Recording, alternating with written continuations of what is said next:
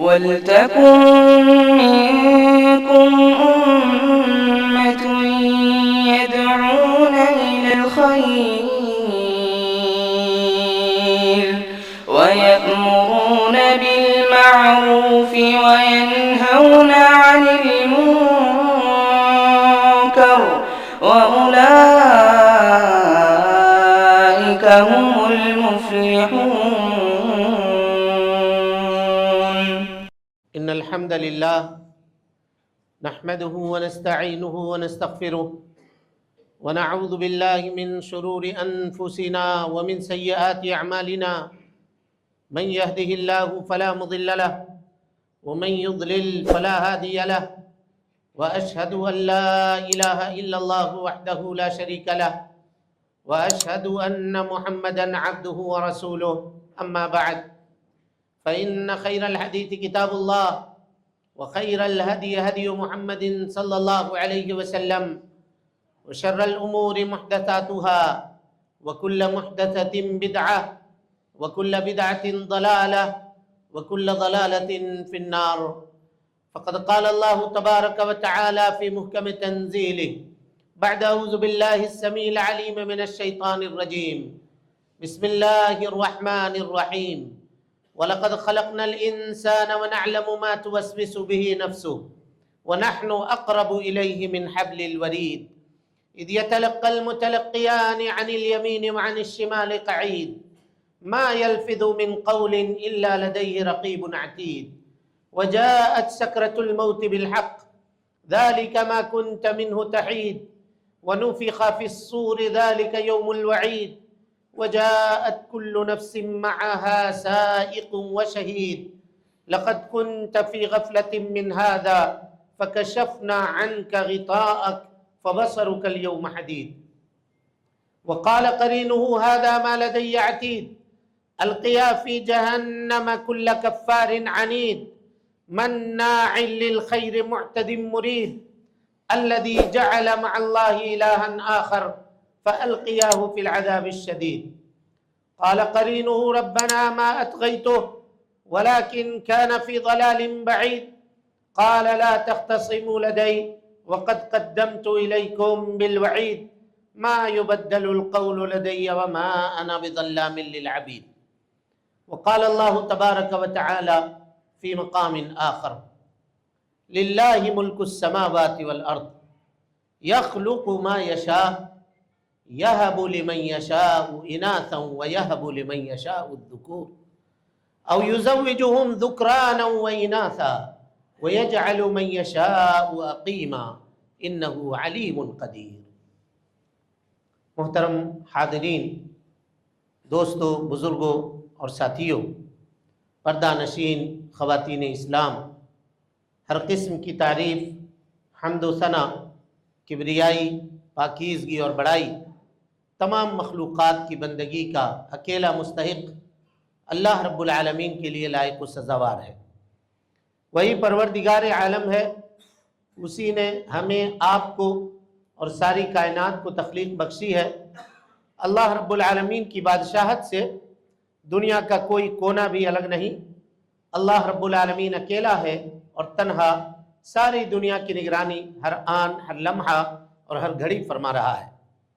اللہ رب العالمین کا احسان عظیم ہے کہ اس نے ہمیں اور آپ کو مسلمان بنایا، اسلام جیسی عظیم دولت سے مالا مال فرمایا.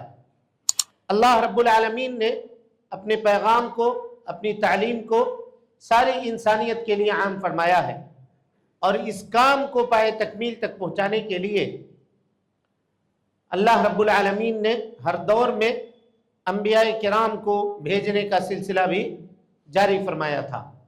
آخری نبی آخری پیغام لے کر، آخری قانون اور آخری شریعت لے کر اس دنیا کے اندر تشریف لائے، اور اس آخری نبی نے جس طرح سے اللہ رب العالمین کے دیے ہوئے آخری پیغام کو پایا تھا، ہو بہو ویسا ہی بغیر کسی کمی اور بیشی کے انسانیت کے سامنے پیش فرما دیا.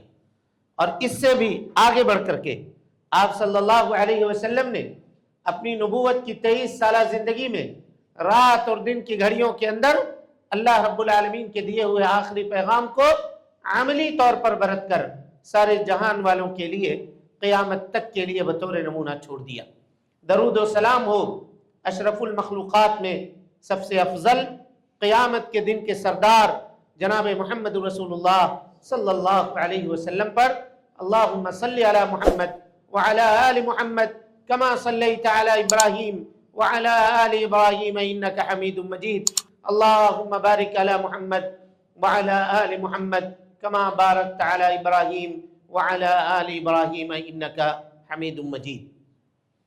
محترم حاضرین، دوستوں، بزرگوں اور ساتھیوں، پردہ نشین اسلامی رشتے کی مائیں اور بہنیں، خطبہ مسنونہ کے بعد قرآن مجید سورۃ الشورى کی 2 آیتیں ہم نے آپ کے سامنے تلاوت کی ہیں۔ انہی آیتوں کی روشنی میں بیٹیوں کی عظمت اور ان کا مقام اور ان کے مرتبے کے حوالے سے چند باتیں ہم آپ کے سامنے رکھنے کی کوشش کریں گے۔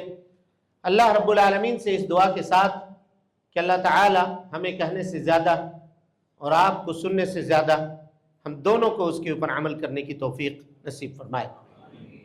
اللہ رب العالمین فرماتا ہے للہ ملک السماوات والارض، آسمان و زمین کی بادشاہت اللہ رب العالمین کی ہے۔ یخلق ما یشاء، وہ اس میں جو چاہتا ہے پیدا کرتا ہے، اس کی مرضی، کوئی دوسرا اپنی مرضی اس کے سامنے چلا نہیں سکتا اور اپنی پسند اس کے اوپر تھوپ نہیں سکتا۔ یخلق ما یشاء، جو چاہتا ہے وہ پیدا کرتا ہے۔ یہب لمن یشاء اناثا، جسے چاہتا ہے بیٹی دیتا ہے۔ ویہب لمن یشاء الذکور، اور جسے چاہتا ہے بیٹے دیتا ہے۔ او یزوجہم ذکرانا واناثا، جسے چاہتا ہے بیٹا بھی دیتا ہے بیٹی بھی دیتا ہے۔ ویجعل من یشاء عقیما، اور جسے چاہتا ہے نہ بیٹا دیتا ہے اور نہ بیٹی دیتا ہے۔ انہ علیم قدیر، وہ جاننے والا ہے، قدرت والا ہے۔ پتہ یہ چلا کہ بیٹی یا بیٹے کا ہونا یہ محض اللہ رب العالمین کی مرضی اور اللہ رب العالمین کی چاہت کے اوپر منحصر ہے۔ انسان کی چاہت، انسان کی کوشش، اس کی تگودو اور اس کی فکر مندی کا کوئی دخل اور انسان کے کارستانی کا کوئی دخل اس کے اندر نہیں ہے۔ یہ فیصلہ صرف رب العالمین کرے گا کہ کس کو کیا دینا ہے۔ حافظ ابن کثیر رحمۃ اللہ علیہ کہتے ہیں کہ اللہ تعالیٰ نے اولاد ہونے کے اعتبار سے انسانوں کی 4 قسمیں بیان کی۔ ایک وہ جس کو بیٹی ملی، صرف بیٹیاں۔ ایک وہ دوسری قسم جس کو صرف بیٹے ملے، اور تیسری قسم جس کو بیٹے اور بیٹیاں دونوں ملی، اور چوتھی قسم جس کو کچھ بھی نہیں ملا۔ کہا انسان اگر اپنی تخلیق کے اوپر غور کرے تو تخلیق کے اعتبار سے بھی اس کی یہی 4 قسم بنتی ہے۔ حضرت آدم علیہ السلام، اس کو اللہ نے پیدا کیا، وہاں نہ باپ ہے نہ ماں ہے، مٹی سے اس کو پیدا کیا۔ حضرت حوا کو جب پیدا کیا تو باپ ہے ماں نہیں ہے۔ حضرت آدم علیہ السلام کی بائیں پسلی سے اللہ نے حضرت حوا علیہ السلام کو پیدا کر دیا۔ حضرت عیسیٰ علیہ السلام کو پیدا کیا تو صرف ماں ہے، باپ نہیں ہے، اور دنیا کے باقی انسانوں کو پیدا کیا تو ماں اور باپ دونوں سے پیدا کیا۔ یہی 4 شکل تخلیق کے اعتبار سے بھی انسان کی بنتی ہے، اور اولاد ہونے کے اعتبار سے بھی انسان کی یہی 4 قسمیں بنتی ہیں۔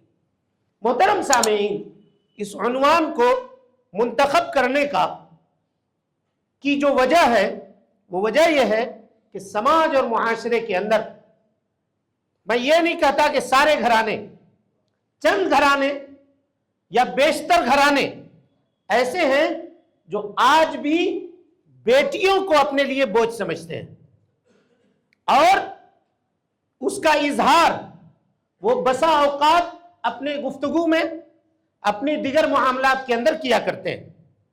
اس کی ایک مثال لے لیں کہ اگر کسی کے گھر بیٹا ہوا تو مبارکبادی کے جو کلمات کہے جاتے ہیں، خوشی کا جو اظہار ہوتا ہے، وہ کیفیت دوسری ہوتی ہے۔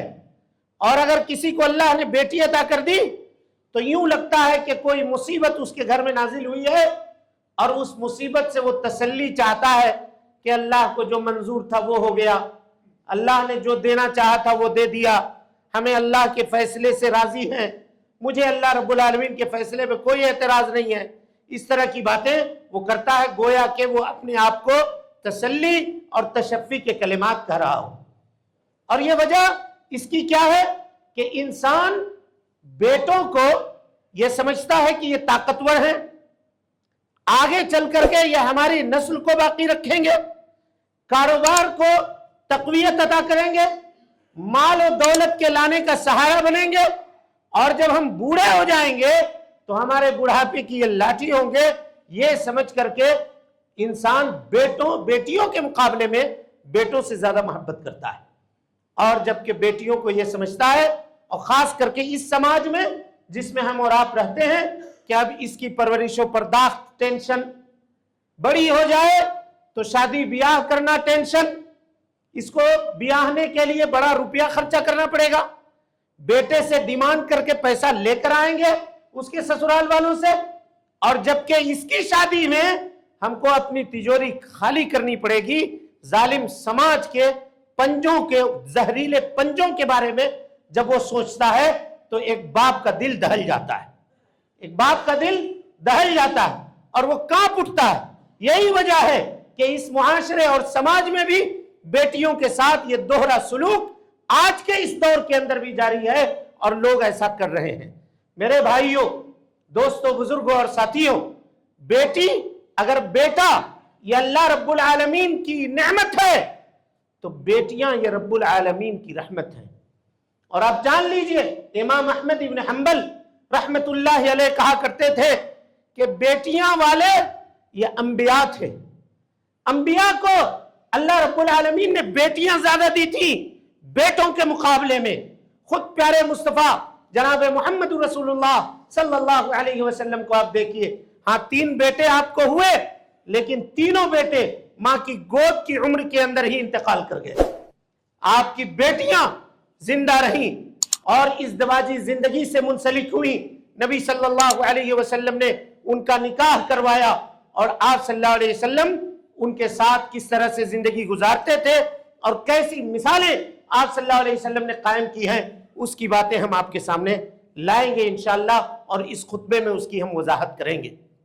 میرے بھائیوں، یہی وجہ ہے حکومت کو قانون بنانی پڑی کہ اسکین کا رپورٹ ماں باپ کو نہ بتلایا جائے، الٹرا ساؤنڈ کی خبر جو ہے یہ نہ دیا جائے کہ ماں کے پیٹ میں بیٹا ہے یا بیٹی ہے، یہ جاننے کا حق والدین کو نہیں ہے۔ یہ قانونی پوزیشن بنائی گئی اس ملک کے اندر بھی اور اس سے باہر بھی۔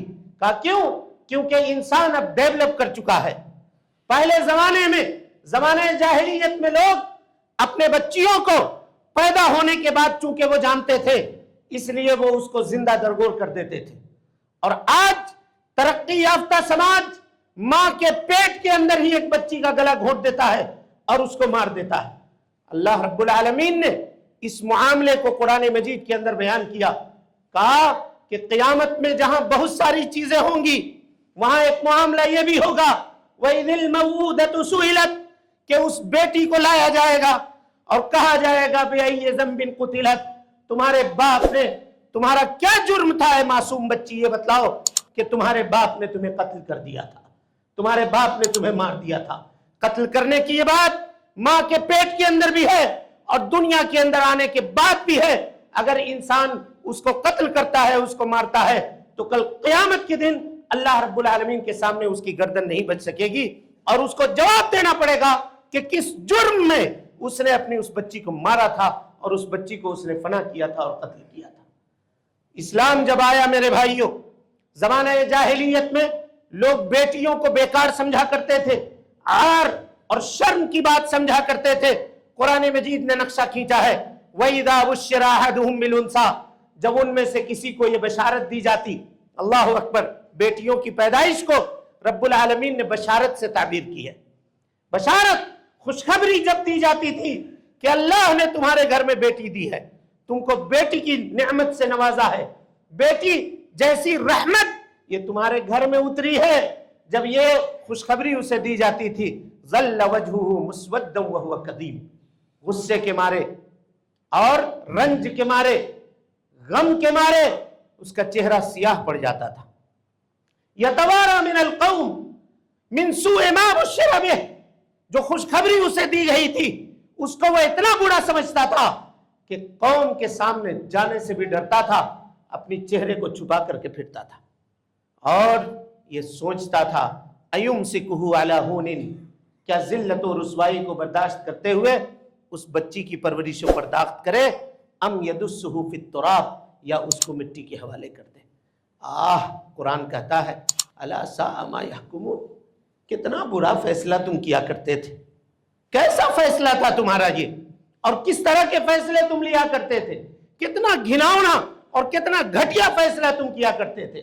میرے بھائیو، جب اسلام آیا اور جناب محمد رسول اللہ صلی اللہ علیہ وسلم نے بیٹیوں کی عظمت کو بیان کیا تو یہی صحابہ کرام رضوان اللہ علیہم اجمعین ہیں، اپنی بیٹی تو چھوڑیے، دوسروں کی بیٹیوں کو پرورش و پرداخت میں لینے کے لیے یہ آپس میں میرے بھائیوں جھگڑنے لگے، اختلاف کرنے لگے۔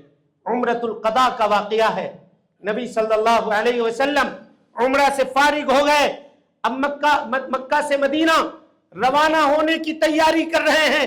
حضرت حمزہ رضی اللہ عنہ کی یتیم بچی دوڑی دوڑی آتی ہے نبی صلی اللہ علیہ وسلم کے پیچھے، یا عمی یا عمی، اے چچا اے چچا، پکار رہی ہے۔ نبی صلی اللہ علیہ وسلم کے چچا ہیں حضرت حمزہ، اور دودھ شریک بھائی بھی ہیں حضرت حمزہ، تو اس دودھ شریک بھائی کے رشتے سے نبی صلی اللہ علیہ وسلم حضرت حمزہ کے بیٹی کے چچا ہوئے، تو وہ کہہ رہی تھی اے چچا ہمیں بھی اپنے ساتھ لے چلیے۔ پیارے مصطفیٰ صلی اللہ علیہ وسلم نے اس کو اپنے قافلے میں شامل کر لیا، اپنے ساتھ آپ لے گئے۔ جب مدینہ پہنچے 3 صحابہ کھڑے ہو گئے، اللہ کے رسول بچی ہمارے حوالے کیجیے، میں اس کی پرورش کروں گا، میں اس کی پرداخت کروں گا۔ حضرت علی رضی اللہ تعالیٰ عنہ آئے، حضرت جعفر رضی اللہ تعالیٰ عنہ آئے، اور حضرت زید بن حارثہ رضی اللہ تعالیٰ عنہ آئے۔ کہا اللہ کے نبی یہ بچی ہمیں دیجیے، میں اس کا زیادہ حقدار ہوں۔ دوسرا کہتا تھا میں اس کا حقدار ہوں، تیسرے کہتے تھے میں اس کے حقدار ہوں۔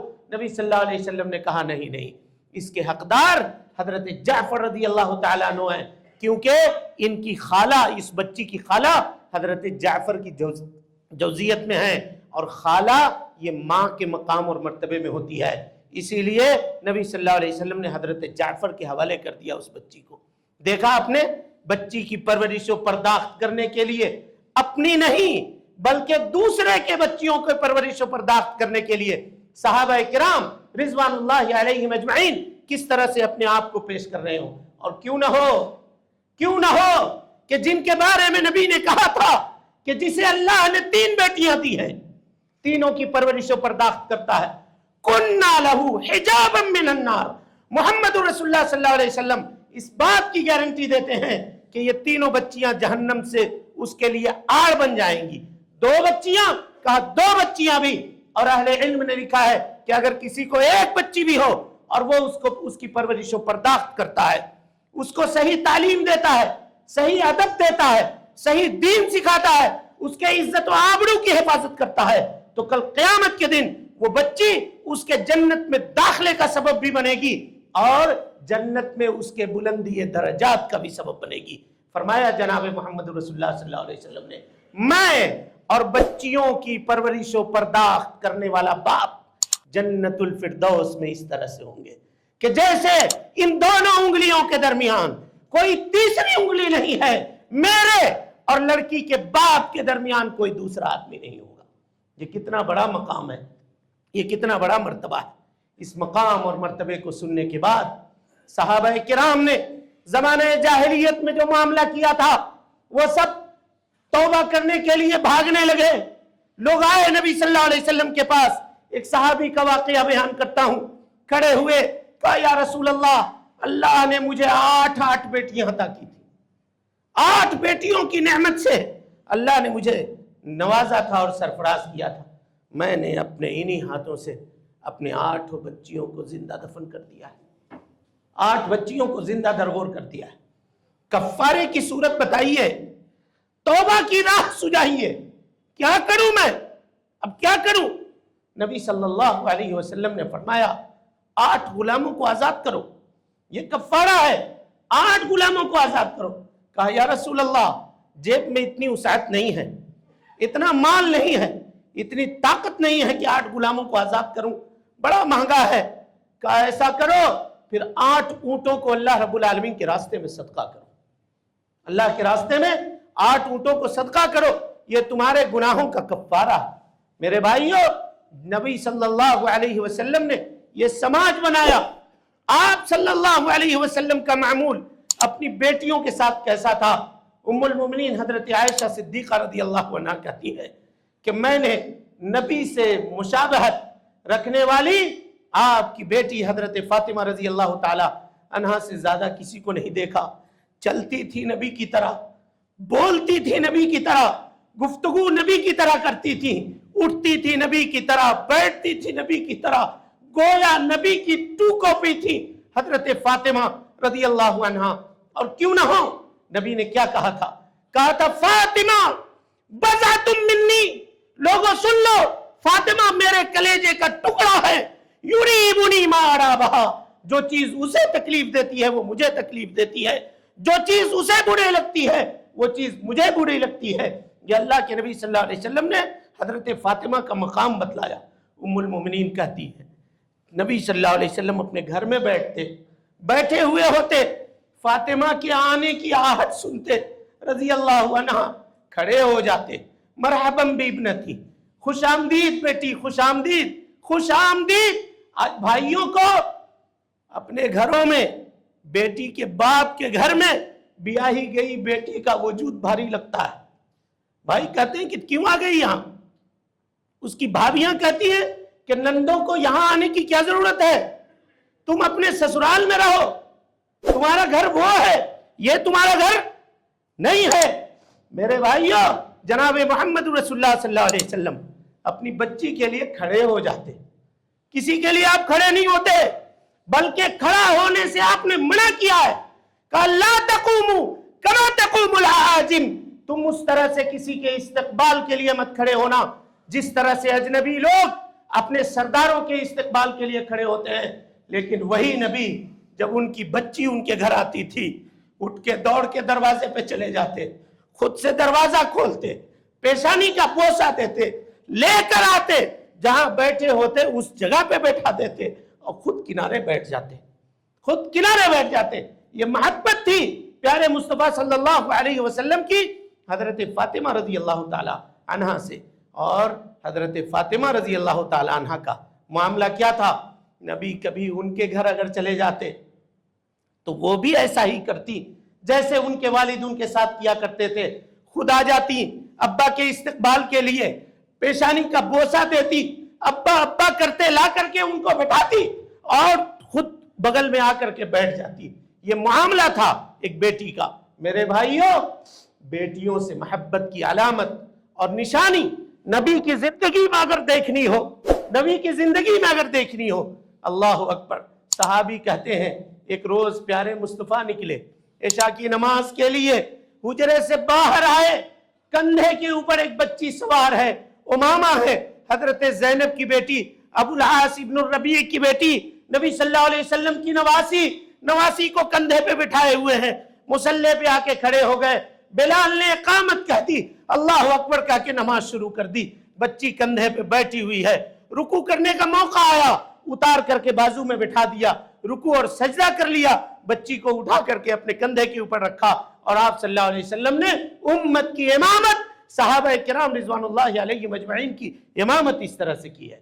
یہ مقام و مرتبہ بتایا کہ بیٹیوں سے محبت تو آپ نے کی ہے، بیٹیوں سے، نواسیوں سے اللہ کے نبی جناب محمد رسول اللہ صلی اللہ علیہ وسلم نے یہ محبت کی ہے اور یہ سکھایا، اور نواسیوں سے کی ہے، نواسوں سے کی ہے۔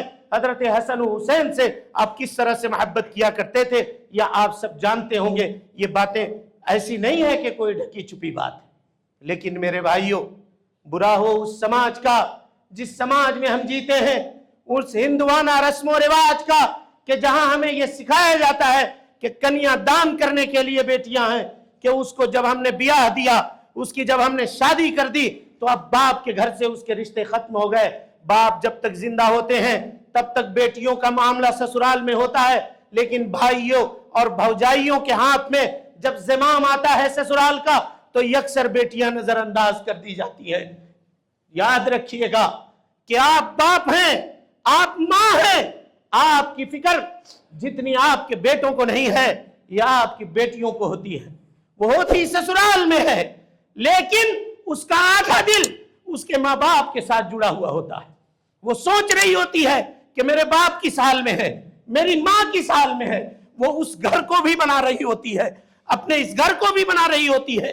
اور جب اس کا باپ کوئی تکلیف میں ہوتا ہے، اس کی ماں کوئی تکلیف میں ہوتی ہے، سسرال سے بچی اگر گھر آ جائے اور باپ کا ہاتھ پکڑ کے دو سلامتی کے بول بول دے، دو تسلی کے بول بول دے، تو باپ کا بوجھ اس کے سینے سے ہلکا ہو جاتا ہے۔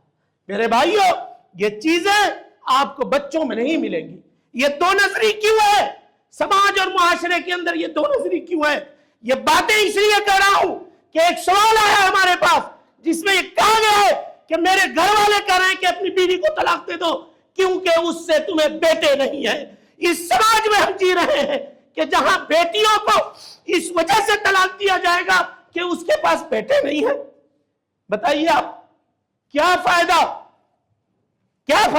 اس سماج میں جینے کا، اور کیا فائدہ اس سوسائٹی میں رہنے کا جہاں ایک ساس جو خود عورت ہے وہ اپنی بہو کو دو نظر صرف اس وجہ سے دیکھتی ہے کہ اس کے پاس بیٹا نہیں ہے۔ بیٹا نہیں ہے تو کیا اس کا قصور ہے؟ کوئی بتائے کہ اگر بیٹا نہیں ہے تو کیا اس بچی کا قصور ہے؟ اور وہ ساس جو یہ تانا دیتی ہے اس کی زبان کیوں نہیں کٹ جاتی؟ کیا اس کے باپ کو یا اس کے ماں کو کسی نے اگر تانا دیا ہوتا اس کے پیدائش کے وقت تو اس کے دل کے اوپر کیا بیتتی؟ لوگ اپنی باتیں کیوں بھول جاتے ہیں؟ اپنا زمانہ کیوں بھول جاتے ہیں کہ وہ بھی تو ایک بچی تھی؟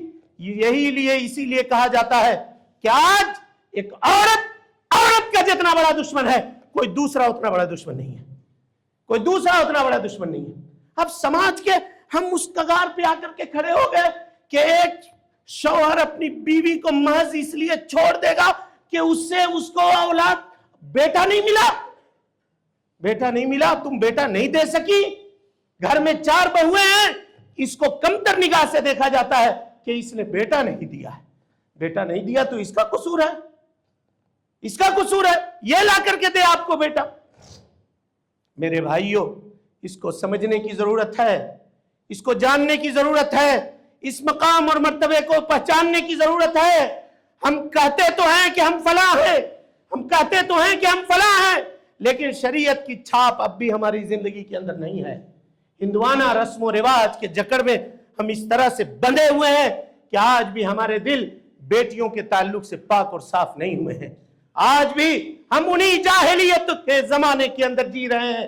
جاہلیت کے رسوم و رواج آج ہمارے خون کے اندر دوڑ رہے ہیں اس طرح سے کہ وہ باہر نکلنے کا نام تک نہیں لیتے۔ کس سماج میں ہم جی رہے ہیں؟ اللہ اکبر۔ جناب محمد رسول اللہ صلی اللہ علیہ وسلم کی تعلیمات کیا تھی؟ آپ نے کہا کہ اللہ رب العالمین نے من ابتلی بہذہ البنات من شیء، اللہ رب العالمین نے بیٹیوں کے ذریعے سے جس کو آزمایا ہے اگر وہ اس کے اوپر صبر کرے۔ یہاں 2 لفظوں کا ذکر ہے، غور سے سنیے۔ بیٹی آزمائش ہے اور بیٹی صبر بھی ہے۔ کیسے صبر ہے؟ بیٹی کی پرورش و پرداخت کرنا۔ آج کل کے اس زمانے میں، یہ فتنے کے زمانے میں، جہاں بھیڑیے درندے اس کے عزت و ناموس کو لوٹنے کے لیے تیار ہیں، اس کے عزت کو تار تار کرنے کے لیے تیار ہیں، اس کے اوپر غلط نگاہ اٹھانے والے ہزار لوگ ہیں، ایسے اس ماحول میں ایک باپ کے لیے بڑا چیلنج ہے کہ وہ اپنی بیٹی کی عزت و آبرو کی حفاظت کیسے کرے۔ اسی لیے نا اتنا بڑا مقام اور مرتبہ ہے کہ عزت و آبرو کی وہ حفاظت کرے اور اس کے سامنے وہ کھڑا رہے، برسرے پیکار رہے، اور اس سے وہ اپنی لگاؤ اور اپنی بناؤ پورے طور پہ باقی رکھے۔ اور یہ چیز کیسے ہوگی؟ صرف اس کی ضرورتوں کو پوری کر کے نہیں، بلکہ اس کو دین کی تعلیم دے کر کے، اس کو اسلام کی باتیں بتا کر کے، اس کو شریعت کی تعلیم دے کر کے، اس کو دین اسلام کی تعلیمات سے آراستہ کر کے ہم اس کی حفاظت کر سکتے ہیں، اس کے عزت و ناموس اور اس کے عزت و آبرو کی ہم حفاظت کر سکتے ہیں۔ اور اسی طریقے سے جب اس کا معاملہ آئے، بچی جوان ہو جائے تو جوان ہو جانے کے بعد صرف نکاح کرنے کے لیے پیسے نہ دیکھے جائیں۔ خوش اخلاق بچی ہے، موحدہ ہے، دیندار دیکھا اور بیاہ دیا کسی بد اخلاق سے، بیاہ دیا کسی شرابی سے، بیاہ دیا کسی ایسے آدمی سے جو جوا کھیلنے والا پیکر تھا، اب وہ دنوں رات اس کو مارتا ہے، اس کو سزاؤں سے دوچار کرتا ہے۔ میرے بھائیو، کسی باپ کو اگر دنیا میں مصیبت کی کوئی گھڑی گزرتی ہے اس کے دل میں، تو وہ گھڑی ہوتی ہے جب وہ اپنی بچی کی اپنے دہلیز سے اس کو رخصت کرتا ہے۔ یہ اس کے زندگی کا سب سے بڑا غم ہوتا ہے۔ وہ مسکرا رہا ہوتا ہے ضرور، لیکن دل کے اندر جو پتھر رکھتا ہے وہ ایک باپ ہی جانتا ہے، ایک ماں ہی جانتی ہے۔ لیکن یہ غم وقتی ہوتا ہے، بھول جاتا ہے۔ بعد میں بیٹی کی خوشی، اس کی مسکراہٹیں اس کے زخم کے اوپر پھاہا رکھ دیتی ہیں، اور یہ پھر سکون ہو جاتا ہے، اس کو اطمینان مل جاتا ہے۔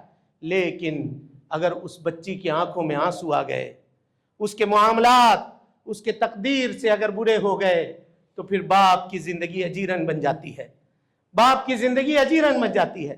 یہی وہ آزمائش ہے جس کا ذکر اللہ کے نبی صلی اللہ علیہ وسلم نے کیا تھا، اور کہا تھا کہ اس آزمائش پہ صبر کرنا، اس آزمائش پہ صبر کرنا، اور اپنی بچی کو اکیلے مت چھوڑنا، اس کو دنیا کے حوالے مت کر دینا، اس کو سہارا دینا کہ اگر بچی کو ذرا سا بھی سپورٹ مل جائے اس کے بھائیوں کا، ذرا سا بھی سپورٹ مل جائے اس کے میکے کا، تو وہ لاکھ ظلم سہے، برداشت کرے، وہ زندگی نباہ لے گی، زندگی جی لے گی۔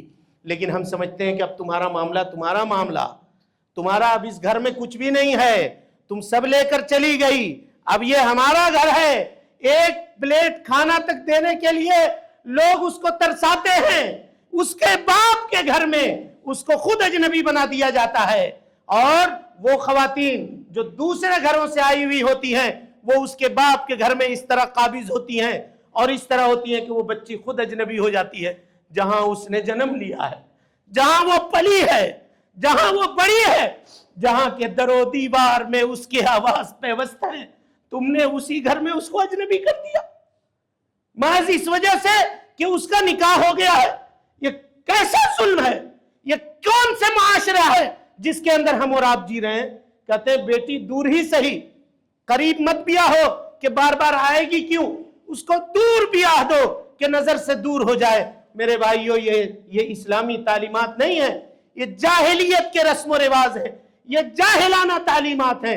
ان تعلیمات سے توبہ کیجئے، اپنے دلوں کو صاف کیجئے، بیٹیوں کو بوجھ مت سمجھیے، بوجھ مت سمجھیے۔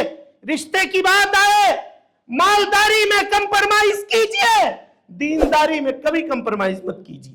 باپوں کو ہم نے یہ کہتے ہوئے سنا ہے کہ چلو اگر دیندار نہیں ہے تو کیا ہوا، مال تو ہے نا، کل نہ پرسوں نماز پڑھ لے گا، کل نہ پرسوں روزہ رکھ لے گا، ہماری بچی جا کے اس کو سیدھا کر دے گی، یہ اس کو جا کر کے سمجھا دے گی۔ ارے یہ کیا سمجھائے گی، اسی کو وہ سمجھا لے جائے گا۔ ورنہ آج میں کتنے لوگوں کو جانتا ہوں، موحد گھروں کے بچیاں ہیں، آج مزاروں پہ دیے جلا رہی ہیں۔ کون اس کا جواب دے گا؟ اس کا جواب کون دے گا؟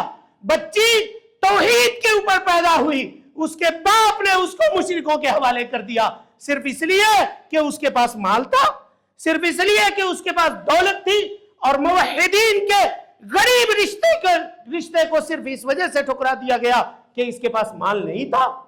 میرے بھائیو، یہ ناانصافی ہے، یہ گمراہی ہے، اور کل قیامت کے دن وہی بچی کالر پکڑ لے گی، ہاتھ پکڑ لے گی، آپ کا گریبان پکڑ لے گی، اور کہے گی کہ دنیا میں عیش و عشرت کے خاطر آپ نے میری آخرت کو تباہ کر دیا، اللہ نے آپ کے اوپر میری ذمہ داری رکھی تھی، اس ذمہ داری کو آپ نے نہیں نبھایا۔ لہذا میرے بھائیوں، دینداری دیکھیے۔ ایک شخص آئے اور انہوں نے پوچھا ایک صحابی سے، حضرت حسن رضی اللہ تعالیٰ عنہ سے سوال کیا کہ میرے پاس بچی ہے، میں چاہتا ہوں کہ اس کا رشتہ کروں، کیسے لڑکے سے رشتہ کروں؟ کہا دینداری دیکھو، تقوی دیکھو، پرہیزگاری دیکھو۔ کہا کیوں؟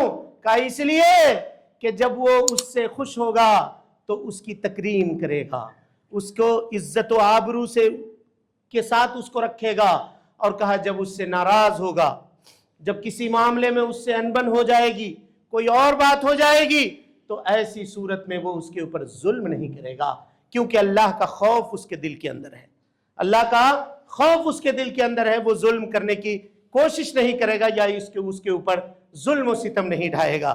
اسی طرح سے میرے بھائیوں، بچیوں کے لیے خاص اہتمام کیجئے ان کے تعلیم کا، اور ان کو اپنے اوپر بوجھ مت سمجھیے، بالکل بھی بوجھ نہ سمجھیے، اور یہ سمجھیے کہ یہ ہمارے جنت کا ٹکٹ ہے، اور اگر لا قدر اللہ سب کچھ صحیح ہوا اور اس کے بعد آپ نے نکاح کر دیا اور بعد میں پھر یا تو خلا ہو گئی یا طلاق پڑ گئی، بچی کو گھر آ کر کے بیٹھ گئی، تو اس کو بھی بوجھ مت سمجھیے، بلکہ اس کو خوش دلی کے ساتھ قبول کیجئے، اور اس کی ڈھارس بندھائیے، اس کی حوصلہ بندھائیے کہ چلو جو ہونا تھا تمہاری تقدیر میں تھا، وہ معاملہ ہو گیا، تمہارے کوئی قصور نہیں ہے، تمہاری کوئی غلطی نہیں ہے۔ ایسا نہ کہ اس کو تانا دیا جائے، ایسا نہ کہ اس کو برے بھلے بات کہے جائے، اس کو جلی کٹی باتیں اس کے میکے میں سنایا جائے، ایسا نہ کیا جائے۔ بچیاں جب ٹوٹ جاتی ہیں تو پھر ان کو بنانا بہت مشکل ہوتا ہے، پھر ان کو جوڑنا بہت مشکل ہوتا ہے۔ نبی صلی اللہ علیہ وسلم نے کہا تھا رفقم بالقواریر، ان شیشوں کے برتنوں کے ساتھ رحم و کرم کیا کرو، یہ شیشے کے ہیں، ٹوٹ جائیں گے، جوڑو گے تب بھی اس میں نشان اور داغ باقی رہ جائے گا، پورا فریش نہیں ہوگا۔ اسی لیے ان کے دل کو توڑنے کی کبھی کوشش مت کیجئے، بلکہ ان کے ساتھ احسان کا معاملہ کیجئے، حسن سلوک کا معاملہ کیجئے، احتساب کیجئے، اللہ سے ثواب کی امید رکھیے کہ اللہ رب العالمین بہترین اجر اور بہترین بدلہ ان بچیوں کے نصیب سے آپ کو عطا کرے گا اور ان کے ذریعے سے آپ کو دے گا۔ یہی وہ پیغام تھا جو آج کے اس خطبے میں ہم آپ کے سامنے رکھنا چاہتے تھے۔ امید ہے کہ یہ پیغام آپ تک پہنچ گیا ہوگا۔ اللہ رب العالمین سے ہم دعا کرتے ہیں کہ اللہ تعالی ہم سب کو حسن عمل کی توفیق دے، ہم سب کی رب العالمین اصلاح فرمائے، ہم سب کی نیکیوں کو قبول فرما لے، سیئات سے درگزر فرما لے۔ اے اللہ ہم میں سے جو بیمار ہیں انہیں تو شفائے کاملہ عاجلہ نصیب فرما دے۔ اے اللہ جو پریشان حال ہیں ان کی پریشانیوں کو دور فرما دے۔ اے اللہ رب العالمین ہم میں سے جو لوگ محتاج ہیں، اے اللہ ان کی محتاجی تو دور فرما دے۔ اے اللہ قوم اور سماج کی جو بچیاں ہیں، اے اللہ رب العالمین شادی کے لائق ہیں، ان کے لیے بہترین جوڑے کا انتظام فرما دے۔ اے اللہ موحد رشتوں کا انتظام فرما دے۔ اے اللہ خیر کا انتظام ان کے لیے فرما دے۔ اے اللہ رب العالمین ہم سب کو جب تک زندہ رکھ، دین اسلام پہ زندہ رکھ، اور جب اٹھا ایمان پہ اٹھا۔ اقول قولی ھذا واستغفر اللہ لی ولکم ولسائر المسلمین من کل ذنب وخطیئۃ فاستغفروہ انہ کان للأوابین غفورا۔ محترم سامعین و ناظرین، آپ تمام حضرات سے گزارش ہے کہ مرکزی جامع مسجد کے خطبات اور دروس کو اگر آپ سننا چاہتے ہیں تو اس چینل کو آپ لائک کریں، اس کو سبسکرائب کریں اور اس کو لوگوں تک پھیلانے کی کوشش کریں۔ اللہ رب العالمین ہم سب کی نیکیوں کو قبول کرے۔ وجزاکم اللہ خیرا۔